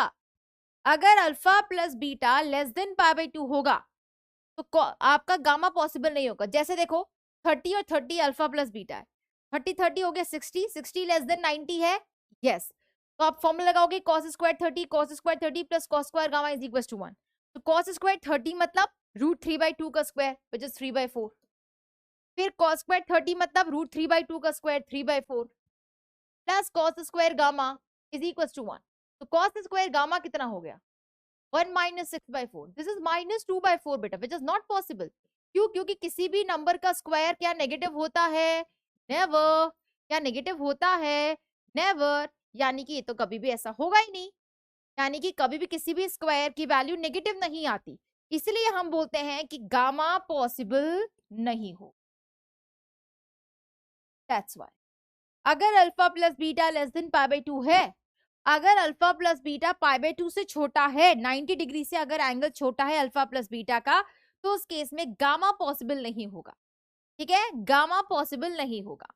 फिर अगर अल्फा प्लस बीटा की वैल्यू 90 डिग्री के बराबर है तो गामा पॉसिबल है 90 डिग्री, अभी किया था, अगर अल्फा प्लस बीटा 90 डिग्री था, देखो इस क्वेश्चन में अल्फा कितना था 30, बीटा कितना था 60, तो इन दोनों का सम किसके बराबर था 90, तो अगर अल्फा प्लस बीटा 90 था तो गामा की वैल्यू किसके बराबर आई थी 90 के, देखा था, अगर अल्फा प्लस बीटा 90 के बराबर था, 30 प्लस 60 90 था, तो उस केस में गामा की वैल्यू किसके बराबर आई थी 90 डिग्री, यही इसने पॉइंट बोला है कि अगर अल्फा प्लस बीटा 90 डिग्री के बराबर है तो गामा भी 90 डिग्री होगा, कितना होगा 90 डिग्री होगा, क्लियर। थर्ड पॉइंट, अगर अल्फा प्लस बीटा 90 डिग्री से बड़ा है, अगर अल्फा प्लस बीटा 90 डिग्री से बड़ा है तो उस केस में दो डायरेक्शन रेशियोज पॉसिबल होंगे, दो गामा पॉसिबल होंगे। अगर आपका अल्फा प्लस बीटा 90 डिग्री से बड़ा है, अगर अल्फा प्लस बीटा की वैल्यू 90 डिग्री से बड़ी है तो उस केस में दो गामा पॉसिबल होंगे, कितने गामा पॉसिबल होंगे, दो गामा पॉसिबल होंगे। ये एग्जांपल यहाँ पे देख सकते हो आप, 60 plus 60 120 degree greater than 90 degree है, बिल्कुल है, तो इस केस में कितने गामा पॉसिबल हुए, दो गामा पॉसिबल हुए, π/4 एंड 3π/4, ये आपका थर्ड पॉइंट है। तो सीधी सी बात है, अगर alpha plus beta less then 90 है, अगर alpha plus beta less then 90 है तो गामा पॉसिबल नहीं है, अगर अल्फा प्लस बीटा 90 है तो गामा भी 90 है, और अगर अल्फा प्लस बीटा 90 डिग्री से बड़ा है तो दो गामा पॉसिबल हो। तीनों के एग्जांपल्स हमने देख लिए, कोई चैलेंजेस इंपॉर्टेंट नोट के ऊपर, कोई दिक्कत, मैम टोटल 180 डिग्री है तो एंगल दिया है वो माइनस कर दो आंसर आ जाएगा, कैसे भी निकाल ले प्रीति, किसने कहा देखो टोटल 180 डिग्री होगा, किसी ने कहा है प्रीति कि alpha plus beta plus gamma की वैल्यू 180 डिग्री होगी, नहीं है प्रीति, क्या बिल्कुल नहीं है, क्या alpha plus beta plus gamma is equal to 180 degree होगा, बिल्कुल भी पॉसिबल नहीं है। किसने कहा बच्चा? मैंने तो बोला ही नहीं कि alpha plus beta plus gamma 90 degree 180 degree है, नहीं है ऐसा। ठीक है प्रीति, एक ही रिलेशन हमें पता है कि cos square alpha plus cos square beta plus cos square gamma 1 है, इतना ही पता है। ये 3D सिस्टम है तो 2D मत समझ, 3D। तो जिस रूम में बैठी है, मान लो ये क्लासरूम है, तो ये एक्स एक्सिस है मेरी, ये वाई एक्सिस है और ये जेड एक्सिस है। समझ में आई ये चीज? तो 3D सिस्टम चल रहा है, अपने आप से नहीं बनाना है। क्वेश्चंस? यस। अब यहाँ पे एक important note, the coordinates of the point P may also be expressed as LR, MR, NR। ठीक है, क्या बोल रहा है ये? The numbers LR, MR, NR proportional to the direction cosines are called direction ratios of the vector R। ठीक है, इसने क्या बोला? फॉर एग्जाम्पल एक वेक्टर दिया है, ठीक है, एक्स आई कैप, ये वेक्टर नहीं लेते हैं, मान लो वही ओपी वेक्टर ले लिया, ठीक है, x i cap y j cap plus z k cap. ठीक है, क्या ले लिया? X i cap plus y j cap plus z k cap. ठीक है, और यहाँ पे मैंने आर ले लिया magnitude of OP vector which is under root of कितना होगा? X square plus Y square plus Z square. What is r? Magnitude of OP vector. बेटा आर कितना है? Magnitude of OP vector which is under root of x square plus Y square plus Z square. तो यहाँ पे अगर मैं L निकालू मतलब कॉस अल्फा निकालू तो वो क्या होगा? X upon magnitude of OP vector which is x upon r. यही होता है। कॉस अल्फा कैसे निकालते थे? X upon under root of x square plus Y square plus Z square, that is magnitude. ठीक है, M cos beta which is y upon magnitude of OP vector, y upon r हो जाएगा। N कितना होगा? Cos gamma z upon magnitude of OP vector z upon r. तो बेटा मेरा L कितना है? x अपॉन आर, M कितना है? y अपॉन आर, N कितना है? z upon r. तो यहां से मेरा बच्चा मैं क्या लिख सकती हूँ? x की वैल्यू L into r cross multiply, x की वैल्यू कितनी हो गई? L इंटू आर, y की वैल्यू M इंटू आर, z की वैल्यू N into r cross multiply. बेटा y कितना हो गया? M into r and z कितना हो गया? N into r. ये जो एक्स वाई जेड है जिसको हमने किस फॉर्म में लिखा है? L r, M r, N r, इनको हम बोलते हैं डायरेक्शन रेशियोज। जो ये एक्स वाई जेड की वैल्यू आई है L r, M r, N r, इन्हें हम बोलते हैं डायरेक्शन रेशियोज और इसको डिनोट किया जाता है ए, बी और सी से। स्टैंडर्ड सिंबल्स है, they are what? Direction ratio. ये क्या कहलाते हैं? Direction ratios. बेटा यही इसने बोला है, जो आपके L r, M r, N r ये हमेशा डायरेक्शन कोसाइंस के प्रोपोर्शनल है, यू कैन से प्रोपोर्शनल है, तो ये कहलाते हैं डायरेक्शन रेशियोज। क्या कहलाते हैं? Direction ratios. इसको डिनोट करते हैं हम symbol A, symbol B and symbol C से। तो पहला direction ratio L R which is A, दूसरा direction ratio B which is M R, third direction ratio will be C which is N into R. ठीक है, ये कहलाते हैं direction ratios. बहुत ही सिंपल है, बहुत बवाल तरीके से लिखा है। मैं छोटा सा एग्जाम्पल देती हूँ कि अगर आपको ओपी वेक्टर दे रखा है 2i cap 3j cap 4k cap, तो बेटा यहाँ पे डायरेक्शन रेशियोज क्या हो जाएंगे? Simple 2, 3 and 4, that's it. A की वैल्यू 2, बी की वैल्यू 3, सी की वैल्यू 4, बिल्कुल सिंपल। मैथ्स की फॉर्मूला शीट कहाँ से मिलेगी? इधर पढ़ बेटा। यहाँ पे अगर ओपी वेक्टर दिया है 2i cap plus 3j cap plus 4k cap, जो डायरेक्शन रेशियोज होंगे वो एबीसी होते हैं, that is X coordinate, Y coordinate, Z coordinate. A बराबर 2, बी बराबर 3, सी बराबर 4, दैट्स इट। ये आपके डायरेक्शन रेशियोज होते हैं। Direction ratio I think clear हो गया होगा। डायरेक्शन रेशियो क्या है? X coordinate, Y coordinate, Z coordinate, ये होते हैं डायरेक्शन रेशियो। डायरेक्शन कोसाइंस कैसे निकालते हैं वो चीज भी क्लियर है आपको। ठीक है, कोई चैलेंज बेटा? कोई दिक्कत? एग्जाम्पल करेंगे इस पे। Find the direction ratios and direction cosines of a vector which is minus 3i cap plus 2j cap plus 4k cap। बेटा मुझे इसका direction ratios and direction cosines दोनों निकालने हैं। ठीक है, तो यहाँ पे सोल्यूशन कर लेते हैं। अब सिंपल पहले तो लिखोगे ए वेक्टर कितना है? Minus 3i cap plus 2j cap plus 4k cap. तो डायरेक्शन रेशियोज कितने हैं बेटा? -3, 2, 4. That's it. What is direction ratios? -3, 2 and 4. They are direction ratios. अगर वो पूछेगा direction cosines, so this will be -3 upon magnitude of A vector, 2 upon magnitude of A vector, 4 upon magnitude of A vector. ये जानते हैं हम लोग. Magnitude of A vector निकाल लेते हैं. This is under root of -3 का स्क्वायर 9, 2 का स्क्वायर 4, 4 का स्क्वायर 60, तो रूट 29, तो बस 2 का स्क्वायर 4 का स्क्वायर 16, तो ये अपना आंसर हो जाएगा -3 upon root 29, 4 upon root 29 and -3 upon 2 upon root 29, 4 upon root 29. बेटा ये डायरेक्शन को, तो ये आपके direction ratios, they are direction cosines. पूरे चैप्टर में यही खेलना है, direction ratios, direction cosines, direction ratios, direction cosines का सिंबल को अंदर लिखना है. मैम ने ये लिखा जरूरी है, जैसे लिख ले आशु, मुझे कोई दिक्कत नहीं. They are your direction ratios -3 and 2 and 4. ये आपके डायरेक्शन को, दैट्स इट. ये direction ratios and direction cosines की कहानी है पूरी. ठीक है, अब इसी पे घुमा घुमा के सवाल है, इसी पे खेलना है, हमें इन्हीं पे टॉपिक खेलना है. ठीक, ये चीज क्लियर? कोई डाउट किसी को? डायरेक्शन रेशियोज कैसे निकालने, डायरेक्शन कोसाइंस कैसे निकालने, किसी को दिक्कत तो बताओ.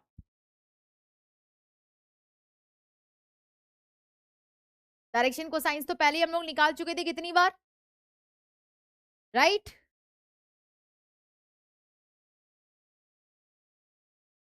ओके, चलो बढ़े हम क्वेश्चंस की तरफ आगे. यस, क्वेश्चन प्रेजेंट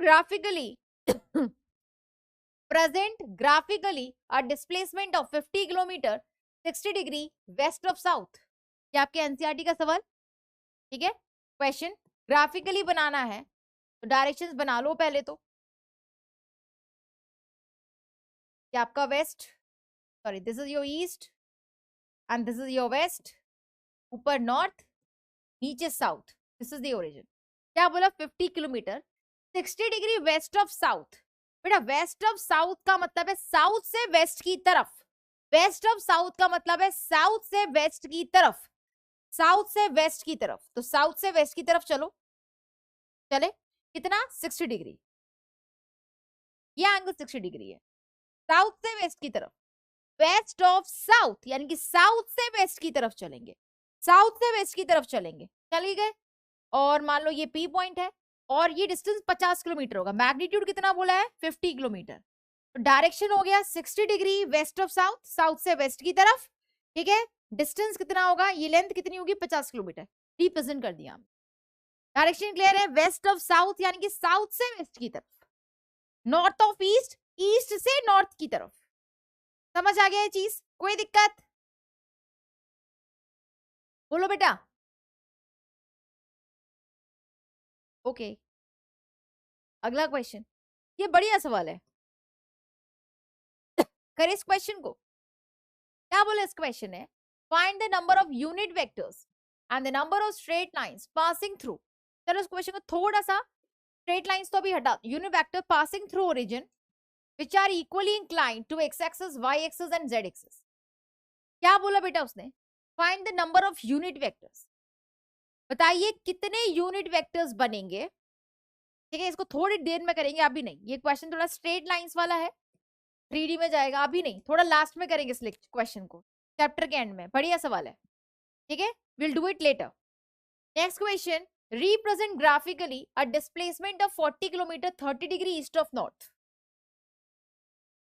ठीक है, कैसे बनाएंगे इसको? वो पिछला क्वेश्चन बेटा स्ट्रेट लाइन आ गया और स्ट्रेट लाइन 3D में आएगा, तो अभी नहीं हो सकता है ना. वो क्वेश्चन अंदर गलत आ गया. 3 डायमेंशनल ज्योमेट्री के अंदर आएगा स्ट्रेट लाइन वाला कॉन्सेप्ट, तो अभी नहीं करेंगे, बाद में. हाँ जी, तो बेटा बताओ, represent graphically a displacement of 40 kilometre 30 degree east of north. बना ले.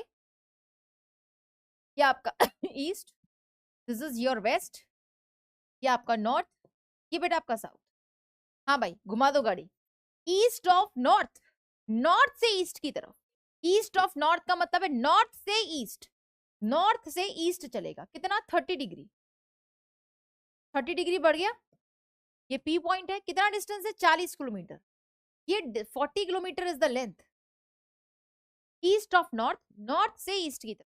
बहुत बढ़िया, simple questions from NCERT, NCERT में है ऐसे अपने सवाल फर्स्ट एक्सरसाइज के अंदर, कोई दिक्कत? क्या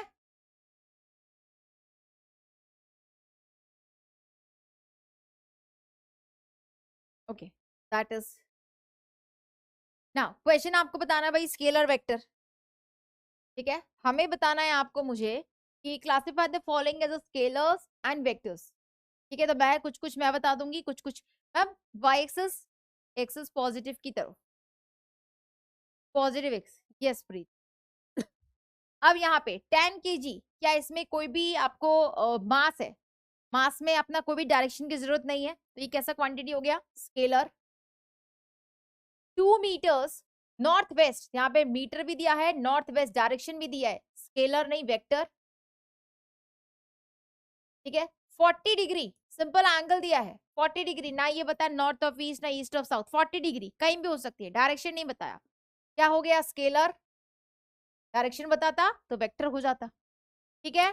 40 वॉट सिंपल उसने माली मेजरमेंट बताया, स्केलर, ठीक है। 10⁻⁻19 कूलम मैग्नीट्यूड बताया, स्केलर, ठीक है। 20 मीटर पर second square, this is your acceleration, positive की साइड बता रहा है, पॉजिटिव 20 है, दैट इज वेक्टर, ठीक है। मैंने कल भेजी थी, कल तो सब भाग गए थे लक्ष्य, ठीक है। तो ये आपका स्केलर हो गया, 10⁻⁻19 कूलम भी स्केलर, कोई चैलेंज इस क्वेश्चन में, खाली स्केलर वेक्टर बताना है।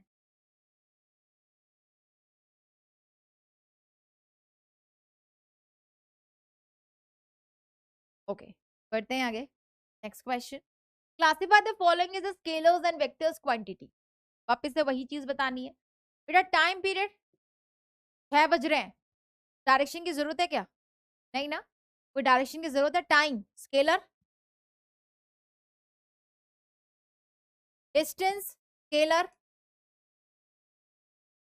फोर्स, फोर्स आपको बताना है मुझे, कल मैं पूछूंगी कल आपसे, क्या आपका होमवर्क है, मैग्नीट्यूड डायरेक्शन क्या से सी, वेलोसिटी वेक्टर,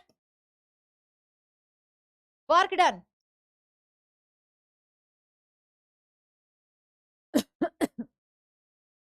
सागर स्केलर है, फोर्स सोच के बता यार, फोर्स होता है मास इनटू एक्सेलरेशन, मुझे तो वेक्टर लग रहा है, देखते हैं क्या होगा, वर्क डन भी आप बताओगे, सोच के बताना, नहीं रे क्लासेस क्यू पीडब्ल्यू का होगा,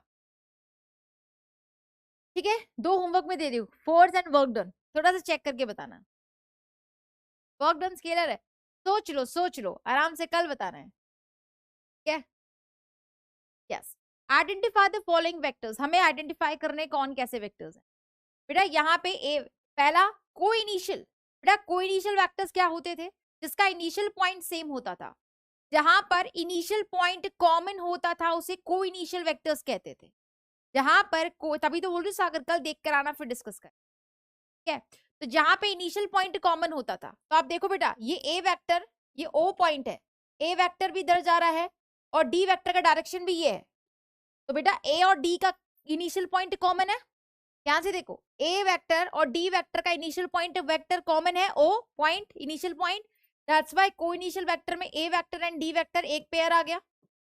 दूसरी बात, आप इस पॉइंट को देखो सी वेक्टर लेकिन इधर जा रहा है, सी वेक्टर इधर जा रहा है और बी वेक्टर बी वेक्टर का डायरेक्शन नहीं है,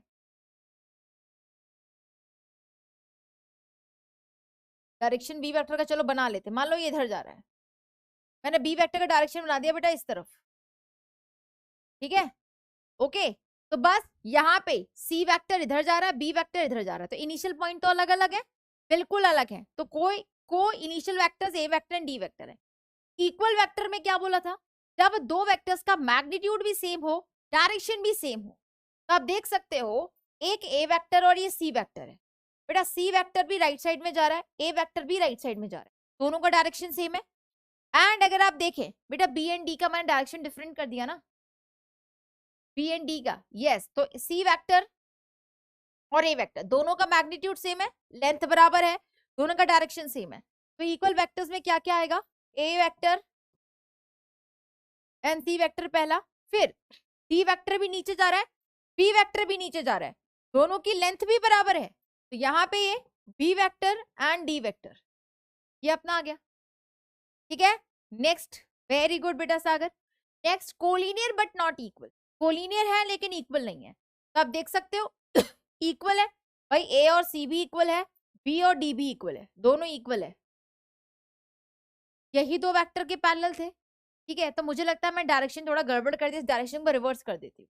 ठीक है, तो रिवर्स करेंगे तो बी और डी इधर नहीं आएगा, है ना, डायरेक्शन मेरा रिवर्स कर देती हूँ, हे सागर बना देते हैं।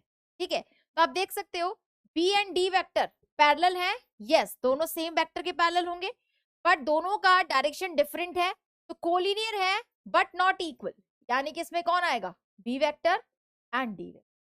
ठीक है सागर, मैंने क्वेश्चन थोड़ा सा बदल दिया ताकि हमारे पास सभी में एक एक ऑप्शन आए। ठीक है, कोई दिक्कत इस क्वेश्चन में, बोलो भाई। बेटा आज का लेक्चर है ना बहुत इंपॉर्टेंट है, आज हमने सिर्फ कंटेंट पढ़ा है, कॉन्सेप्ट पढ़े हैं, कल भर के क्वेश्चंस कराऊंगी। ठीक है, कल हम लोग भर के क्वेश्चंस ही क्वेश्चंस करेंगे, तो आज का पूरा लेक्चर रिवाइज करके आना, आज का लेक्चर रिवाइज नहीं करोगे कल कुछ भी समझ में नहीं है, कल bunch of questions he questions है भर के। ठीक है, क्लियर, ओके। ठीक है, अब मैं आपसे एक क्वेश्चन पूछूं, find a vector of magnitude 7 units in the direction of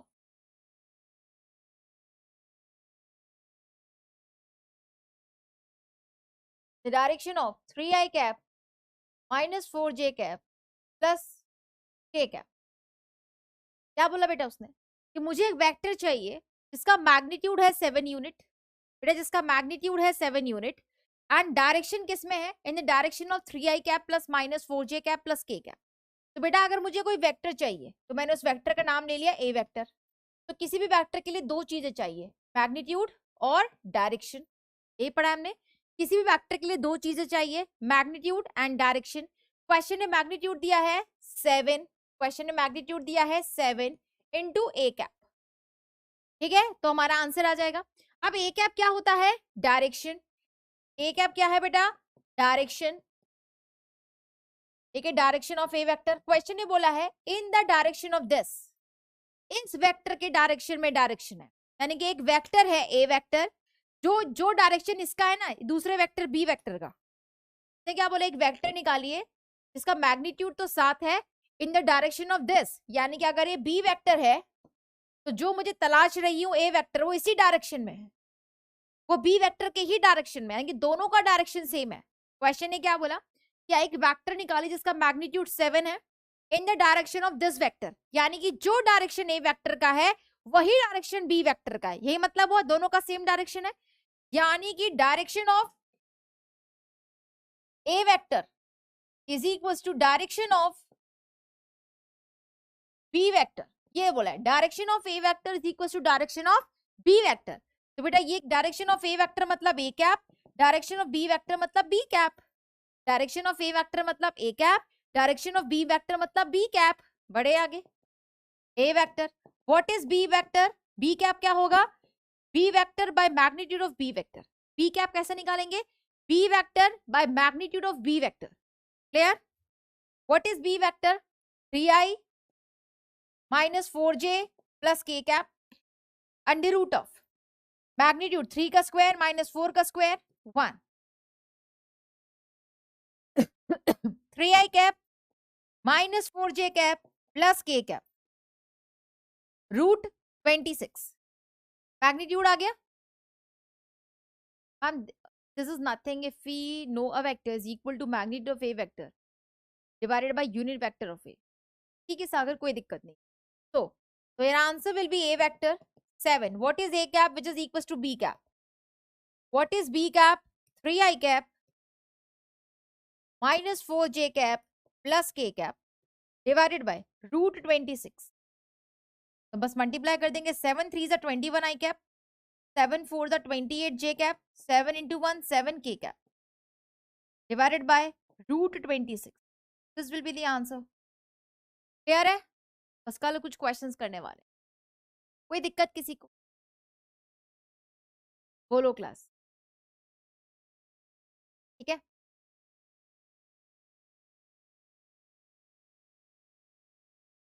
okay. तो बेटा आप मिलेंगे कल. आज का पूरा रिवाइज करके आना. ठीक है. होमवर्क में दे देती हूँ revise all the concepts of today's class. Simple. आज का जितने भी कॉन्सेप्ट्स हैं सब रिवाइज करके आना.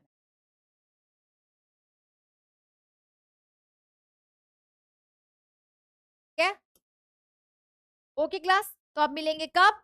कल शाम को इसी टाइम पे 3:45. तब तक के लिए class thank you so much. Take care. God bless you. Thank you.